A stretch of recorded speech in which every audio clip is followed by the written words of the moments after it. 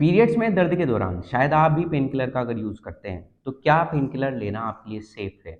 In future क्या pregnancy में आपको समस्याएँ हो सकती हैं अगर पीरियड्स पेन को आप पेन किलर के दौरान दबाते हैं?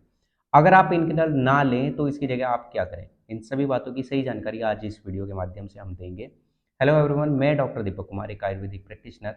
अगर आप मुझे पहली बार सुन रहे हैं तो चैनल को सब्सक्राइब करके बेल आइकन जरूर प्रेस कीजिए ताकि आने वाली हर एक वीडियो सबसे पहले आप तक पहुंचे। पीरियड्स में पेन होना नेचुरल है, बट कभी कभी ये डिसमेनोरिया की वजह से भी हो सकता है। डिसमेनोरिया एक ऐसी कंडीशन है जिसमें हैवी ब्लड फ्लो के साथ में आपको ब्लड में कुछ क्लॉट्स आते हैं, जिसकी वजह से ये जो आपका पेन है ये अनकंट्रोल और अनबियरेबल होता है और इस समय आपको पेन किलर की याद आती है। आपको ये पता होते हुए भी कि पीरियड्स में ये मेडिसिन लेना सही नहीं है, इसके साइड इफ़ेक्ट है, आपको फिर भी लेनी पड़ती है। बट खैर छोड़िए, आप जब इस पेन किलर को लेते हैं तो इसके इन फ्यूचर क्या साइड इफ़ेक्ट होंगे, मैं आपको बताता हूँ। आपने अक्सर ये सुना होगा कि जब भी प्रेगनेंसी में बच्चा एक्सपेल आउट होता है, बाहर निकलता है, तो वो सिर्फ़ तभी होता है जब उसको लेबर पेन स्टार्ट हो जाए। बिना उसको दर्द उठे बच्चा बाहर नहीं निकल सकता। इस कंडीशन में या तो उसका सिजेरियन सेक्शन होता है या फिर ऑपरेट करके उसको बाहर निकाल दिया जाता है। बट अगर आप ऑपरेट के ज़रिए बच्चा बाहर निकालते हैं तो उसमें हार्मोनल इश्यू या फिर माँ और बच्चे में बाद में कुछ समस्याएँ होती है, क्योंकि ये एक नेचुरल प्रोसेस नहीं है, आप इसको एक आर्टिफ़िशियल तरीके से कर रहे हैं।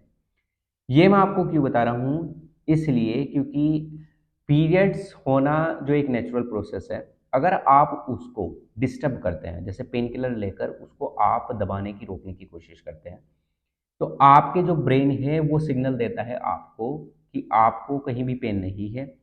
ऐसा करने से आपको या तो ब्लड फ्लो अच्छे से नहीं होगा या फिर हो सकता है आपकी अच्छे से सफाई ना हो पाए, गंदा खून बाहर ना निकल पाए। अगर बाय चांस वहाँ पर कोई इम्प्योर ब्लड रह जाता है, अंदर रुक जाता है, तो इन फ्यूचर शायद वो पीसीओडी में कन्वर्ट हो जाए। और पीसीओडी एक ऐसा डिसऑर्डर है जिसमें ओवरी के अंदर गांठें बन जाती है और ये गांठें आपकी फैलोपियन ट्यूब में जमा होकर आपके उस पाथवे को रोक देती है।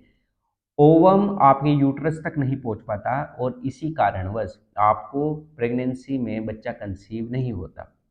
तो ये इसका मेन कारण है।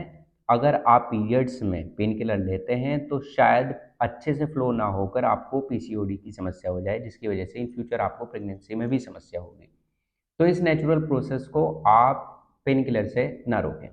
अब बात करते हैं कि अगर आप अब मेडिसिन ना लें तो आपको क्या करना चाहिए। मैनेजमेंट में सबसे पहले तो आपको इसमें अजवाइन और अदरक का काढ़ा बनाकर सुबह शाम खाली पेट इसको लेते रहें। इससे आपकी मसल्स रिलैक्स होंगी और इसके अंदर एंटी इन्फ्लेमेटरी प्रॉपर्टी होती है, जिसकी वजह से आपको पेन कम होगा। दूसरा ये कि आप इसमें हॉट बैग कंप्रेशन मेथड का यूज़ करें, यानी आप गर्म बोतल या फिर गर्म बैग में पानी भरकर अपने पेल्विक फ्लोर के ऊपर, पेल्विक एरिया के ऊपर रख दें। तीसरा, आप इसमें बार बार गर्म पानी पीते रहें। गर्म पानी भी आपको पेन किलर की तरह एक्ट करेगा, आपकी मसल रिलैक्स होगी और आपका ब्लड फ्लो भी काफ़ी ज़्यादा अच्छा होगा अगर आप बार बार गर्म पानी पीते हैं।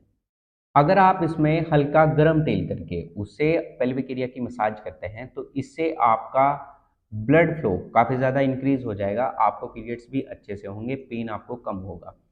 लास्ट वन मैं आपको टिप दूंगा कि अगर आप इसमें बटरफ्लाई पोज की एक्सरसाइज करते हैं तो एंडोमोर्फिन नामक हार्मोन्स रिलीज होने की वजह से आपकी मसल्स थोड़ी रिलैक्स होंगी और आपको ये पेन कम होगा, फ्लो भी काफ़ी ज़्यादा अच्छा होगा।